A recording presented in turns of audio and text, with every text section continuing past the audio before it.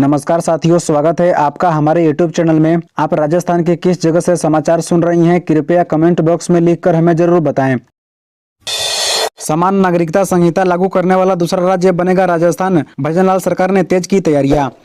उत्तराखंड के बाद अब राजस्थान में भी समान नागरिक संहिता लागू करने की तैयारियां तेज हो गई है। भजनलाल मंत्रिमंडल के कई मंत्रियों ने इस संबंध में बयान भी दे दिए हैं। मंत्रियों का साफ कहना है कि ईसीसी देश के लिए आवश्यक है, इसे जल्द लागू करना चाहिए। मंत्रियों के बयानों से स्पष्ट है कि अब जल्द ही राज्य सरकार इसके लिए ड्राफ्ट कमेटी बना सकती है। इस कमेटी के जरिए विधानसभा में प्रस्ताव रखा जाएगा और फिर इसे लागू किए जाने की तैयारी है। बता दें कि उत्तराखंड में यूसीसी बिल लाए जाने के बाद कैबिनेट मंत्री कन्हैयालाल चौधरी ने जयपुर में मीडिया से बात करते हुए कहा कि राजस्थान दूसरा राज्य बनने वाला है जो यूसीसी लागू करेगा। सीएम भजनलाल ने सरकारी कर्मचारियों को दी है हिदायत, नहीं तो होगा एक्शन। राजस्थान के मुख्य सचिव ने सरकारी कर्मचारियों के लिए नया कोड ऑफ कंडक्ट जारी किया है। राजकीय कार्यालय में समय की पाबंदी सुनिश्चित करने के निर्देश दिए हैं। सीएम भजनलाल सरकार के निर्देश पर यह परिपत्र जारी किया है। दरअसल सीएम भजनलाल शर्मा ने सरकार की योजनाओं का लाभ अंतिम व्यक्ति तक पहुंचाने के निर्देश दिए हैं। ऐसे में कर्मचारियों की जवाबदेही सुनिश्चित की गई है। इसके साथ ही ऑफिस में सफाई व्यवस्था का विशेष ध्यान रखने का निर्देश दिए गए हैं। अनुपयोगी सामग्री और पत्रावलियों का निर्धारण करने के लिए निर्देश, आगंतुकों को स्वच्छ जल उपलब्ध कराने, उनके लिए बैठने की सुविधा उपलब्ध कराने के निर्देश दिए गए हैं। साथ ही ऑफिस में पत्रावली, आरटीआई आवेदन, संपर्क पोर्टल की शिकायतें एवं अन्य परिवेशनाओं का समयबद्ध गुणवत्तापूर्ण निस्तारण करने के निर्देश हैं। उल्लेखनीय है कि बीजेपी ने संकल्प पत्र में जो वादे किए हैं वह सरकारी दस्तावेज बन चुके हैं। ऐसे में सीएम चाहते हैं कि जनता को लाभ मिले। यह काम सिर्फ कर्मचारी ही कर सकते हैं। ऐसे में अगर कार्मिक लापरवाही बरतते हैं तो फिर लाभ नहीं मिल पाएगा। वित्त मंत्री दिया कुमारी ने बजट को दिया अंतिम रूप। आज डीजल पेट्रोल सस्ते होने की घोषणा संभव। विधानसभा चुनाव में भजनलाल सरकार का पहला अंतरिम बजट आज यानी गुरुवार को पेश होगा। इस अंतरिम बजट में सरकार नई भर्तियां, डीजल पेट्रोल पर वैट कम करने समेत कई बड़ी घोषणाएं कर सकती है। वहीं पिछली सरकार की योजनाओं का भी नाम बदला जा सकता है। इसके अलावा कर्मचारियों के लिए ओल्ड पेंशन स्कीम में आंध्र प्रदेश मॉडल लागू करने पर सरकार विचार कर सकती है। वित्त मंत्री के रूप में दिया कुमारी 8 फरवरी को पहला बजट पेश करेगी। उप मुख्यमंत्री एवं वित्त मंत्री दिया कुमारी ने वित्तीय वर्ष 2024-25 के लिए लेखानुदान बजट को दिया अंतिम रूप। रेलवे और आरपीएससी ने निकाली बम्पर वैकेंसी। लोकसभा चुनाव से पहले युवाओं को लुभाने के लिए खोला भर्तियों का पिटारा। लोकसभा चुनाव नजदीक आते ही केंद्र और राज्य सरकार ने युवाओं को लुभाने की पूरी तैयारी कर ली है। युवा मतदाताओं को आकर्षित करने के लिए सरकार ने भर्तियां का पिटारा खोल दिया है। पिछले 1 महीने में बेरोजगारों को सरकारी नौकरी का अवसर देने के लिए बम्पर भर्तियां निकाली है। हाल ही में रेलवे की ओर से भर्तियां का कैलेंडर भी जारी कर दिया गया है। इसमें सहायक लोको पायलट से लेकर अन्य पदों पर भर्तियां शामिल है। सरकारी बैंकों में बीमा कंपनियों ने भी भर्ती प्रक्रिया शुरू कर दी है। राजस्थान लोकसेवा आयोग ने भी कई भर्तियां निकाली है। बता दें कि चुनावी साल में हर बार युवाओं को सरकारी नौकरी के बेहतरीन अवसर मिलते हैं, चाहे विधानसभा चुनाव हो या लोकसभा। चुनाव से ठीक पहले सत्ताधारी पार्टी मतदाताओं को रुझाने का पूरा प्रयास करती है। बता दें कि प्रतियोगिता परीक्षाओं के एक्सपर्ट अरुण ढाका कहते हैं कि बेरोजगार युवाओं के लिए यह अच्छा अवसर है, क्योंकि चुनाव के समय अधिकांश सरकारें भर्तियां निकालकर अपने पक्ष में माहौल बनाती है। गंभीर होकर तैयारी करने वाले युवाओं को निश्चित ही सफलता मिलेगी। जयपुर बम ब्लास्ट के आरोपी नहीं आ सकेंगे जेल से बाहर, हाईकोर्ट ने खारिज की जमानत याचिका। मई 2008 में जयपुर में हुई सीरियल बम ब्लास्ट की रात को चांदपोल हनुमान मंदिर के बाहर जिंदा बम मिला था। इस मामले में गिरफ्तार 2 आरोपियों की जमानत याचिका कोर्ट ने खारिज कर दी है। मंगलवार 6 फरवरी को जयपुर बम ब्लास्ट मामलों की विशेष कोर्ट ने आतंकी आरिज खान और असदुल्ला अख्तर उर्फ हड्डी की अग्रिम जमानत याचिका खारिज कर दी।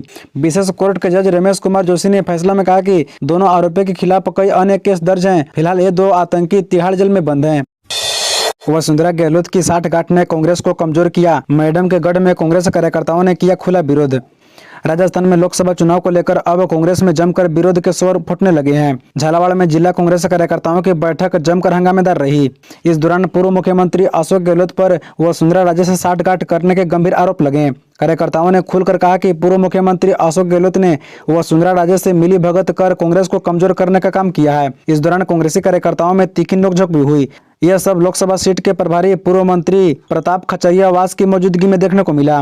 बता दें कि इस दौरान झालावाड़ लोकसभा सीट के प्रभारी पूर्व मंत्री प्रताप सिंह खचरियावास कार्यकर्ताओं से फीडबैक ले रहे थे। पूर्व मंत्री की मौजूदगी में कांग्रेस के वरिष्ठ नेता सर्वेश्वर दत्त ने खुले तौर पर गहलोत पर गंभीर आरोप लगाए। उन्होंने कहा कि गहलोत ने वसुंधरा राजे से मिली भगत कर कांग्रेस को कमजोर करने का काम किया है। बैठक में झलरा पाटन के कांग्रेस ब्लॉक अध्यक्ष और कार्यकर्ताओं के बीच में भी काफी तीखी नोकझोंक देखने को मिली।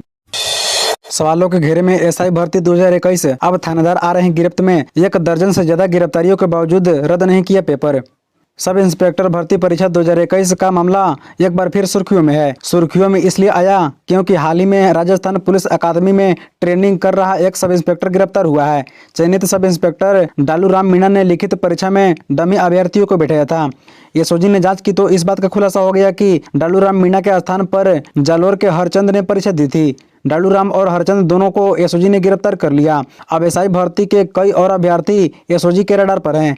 बता दें कि पेपर लीक मामलों की जांच के लिए गठित एसआईटी के प्रभारी सीनियर आईपीएस बीके सिंह का कहना है कि फर्जीवाड़े के शिकायतों के तथ्य जुटाए जा रही हैं। प्रमाण सामने आने पर सख्त एक्शन लिया जाएगा। बता दें कि जब से इंस्पेक्टर भर्ती परीक्षा हुई है तब से इस भर्ती पर कई तरह के गड़बड़ियों के आरोप लगे हैं। पेपर लीक, नकल और फर्जी अभ्यर्थियों से जुड़े कई मामले सामने आए हैं।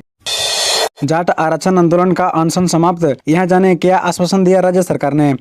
भरतपुर और धौलपुर के जाटों को केंद्र सरकार में आरक्षण दिए जाने की मांग को लेकर भरतपुर में पिछले कई दिनों से आंदोलन चल रहा है। जचौली गांव में कई ग्रामीण अनशन पर बैठे थे और रेलवे ट्रैक जाम करने की चेतावनी भी दे दी थी। मंगलवार को आरक्षण संघर्ष समिति के पदाधिकारियों के साथ वार्ता के बाद अनशन समाप्त कर दिया गया है। तहसीलदार और नायब तहसीलदार ने जूस पिलाकर ग्रामीणों का अनशन समाप्त कराया। बता दें कि आरक्षण की मांग को लेकर चल रहे आंदोलन को समाप्त कराने के लिए मंगलवार को राज्य सरकार की ओर से गठित 3 मंत्रियों की कमेटी ने जाट समाज के नेताओं से वार्ता की। सचिवालय में बुलाकर वार्ता की गई। इस दौरान कमेटी के संयोजक कन्हैयालाल चौधरी ने कहा कि भरतपुर और धौलपुर के जाटों को केंद्रीय ओबीसी की सूची में शामिल करने की सहमति बन गई है। चूंकि यह मामला केंद्र सरकार के अंतर्गत आता है, राज्य सरकार जाट समाज के हक के लिए केंद्र सरकार के साथ वार्ता करेगी। बता दें कि आगामी 3 दिन में केंद्र सरकार के साथ की जाने वाली बैठक की तिथि तय कर दी गई है। इस आश्वासन के बाद अनशन समाप्त किए जाने के साथ ही रेलवे ट्रैक जाम करने का निर्णय भी स्थगित कर दिया गया है। राज्यसभा द्विवार्षिक निर्वाचन 2024, राजस्थान में आज जारी होगी अधिसूचना। 3 सीटों के लिए चुनाव। राजस्थान में राज्यसभा द्विवार्षिक निर्वाचन 2024 के लिए 8 फरवरी को अधिसूचना जारी होगी। इसके साथ ही नामांकन पत्र भरने की प्रक्रिया आरंभ हो जाएगी। मुख्य निर्वाचन अधिकारी श्री प्रवीण गुप्ता ने बताया कि निर्धारित कार्यक्रम के अनुसार 15 फरवरी 2024 तक नामांकन पत्र भरे जा सकेंगे। राज्यसभा चुनाव की प्रक्रिया राज्य विधानसभा परिसर में होगी। श्री गुप्ता ने इसके लिए बुधवार को तैयारियों का जायजा लिया। श्री गुप्ता ने विधानसभा के प्रमुख सचिव महावीर प्रसाद शर्मा एवं अन्य अधिकारियों के साथ बैठक की। उन्होंने बताया कि नामांकन पत्रों की संविचा 16 फरवरी को होगी, जबकि 20 फरवरी तक अभ्यर्थी नाम वापस ले सकेंगे। आवश्यक होने पर मतदान 27 फरवरी को प्रातः 9 बजे से शाम 4 बजे तक होगी। मतगणना इसी दिन शाम 5 बजे होगी। चुनाव की प्रक्रिया 29 फरवरी से पूर्व संपन्न कर ली जाएगी। लाल डायरी और महिला अत्याचार पर चुप किए हुए बीजेपी के नेता, बोले गोविंद सिंह डोटासरा। राजस्थान में चुनाव के समय लाल डायरी का मुद्दा जोर शोर से उठाने वाले बीजेपी के नेता चुप हैं। बीजेपी नेताओं की चुप्पी पर पीसीसी चीफ गोविंद सिंह डोटासरा ने निशाना साधा है। कांग्रेस शुरू से कहती रही है कि लाल डायरी के बारे में झूठ फैलाया जा रहा है। गहलोत ने कहा था अमित शाह के दफ्तर में लाल डायरी का षड्यंत्र रचा गया था सरकार को बदनाम करने के लिए। डोटासरा ने कहा कि बीजेपी के नेता लाल डायरी और महिला अत्याचार पर चुप्पी साधे हुए हैं। दरअसल डोटासरा से पहले कांग्रेस के वरिष्ठ नेता हरीश चौधरी ने भी लाल डायरी पर बीजेपी नेताओं की चुप्पी पर निशाना साधा था। कुछ दिन पहले हरीश चौधरी ने ट्वीट कर कहा था पीएम मोदी ने हर चुनावी सभा में लाल डायरी का मुद्दा उठाया था, लेकिन सत्ता में आते ही बीजेपी के नेताओं ने चुप्पी साध ली है। बीजेपी नेताओं की चुप्पी पर कांग्रेस ने घेरना शुरू कर दिया है। दरअसल कांग्रेस शुरू से ही कहती रही है कि लाल डायरी काल्पनिक नाम है, ऐसा कुछ नहीं है, लेकिन बीजेपी ने इस मामले को तुरंत लपक लिया और कांग्रेस को निशाने पर ले लिया था। बता दें कि लाल डायरी की बात करने वाले पूर्व मंत्री राजेंद्र सिंह गुड्डा भी चुप्पी साधे हुए हैं। इसी तरह रोजाना खबरों से अपडेट रहने के लिए इस चैनल को सब्सक्राइब कर बेल आइकन को भी प्रेस कर दीजिए। धन्यवाद।